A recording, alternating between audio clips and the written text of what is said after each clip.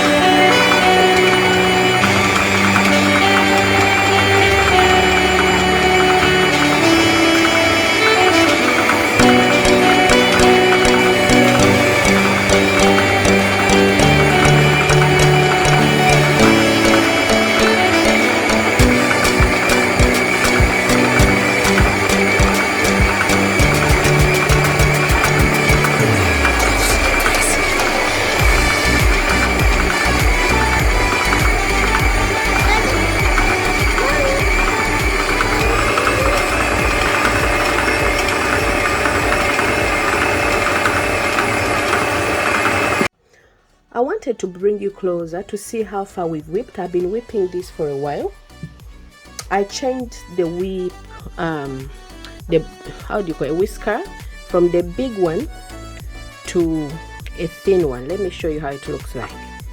The consistency looks nice. Look at that. It's actually stuck on here, but we can always drop it. Look at that. People who bake, it's like you're making icing sugar, really. But for this butter, I want it to be fluffy and soft. It's already soft. Look at that. Let me get more. Alex, look at that. You see the oil? So what I'm going to do, like I mentioned, I'm going to add arrowroot powder. A cup, half a cup, depending. But I've stopped the mixer so that it doesn't make a mess, otherwise it will be just floating all over my face. Okay, after that has been done, give it a start by mixing it. I don't want to be, because it moves at high speed, it will be spreading because it's a powder. But listen, this looks and smells yummy. Okay, whip for a few more minutes, 10 to 20 minutes or less, and then we are ready to pack our butter.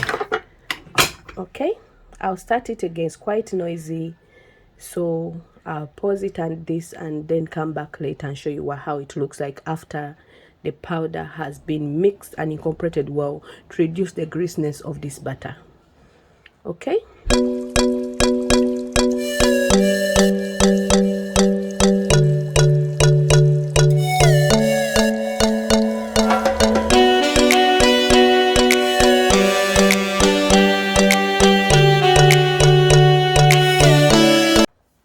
Wow, Look at this, guys. The consistency. Whoa, whoa, whoa, whoa. Look at that.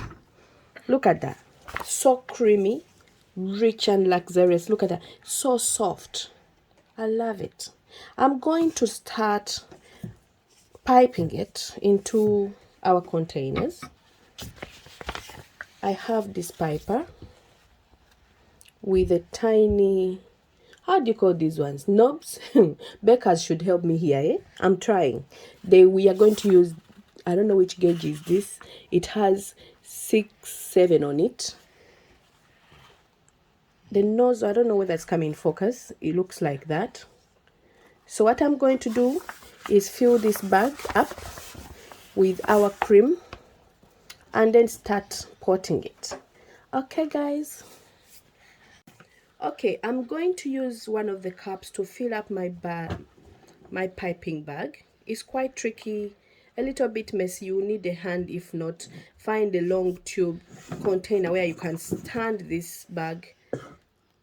Keep scooping and filling.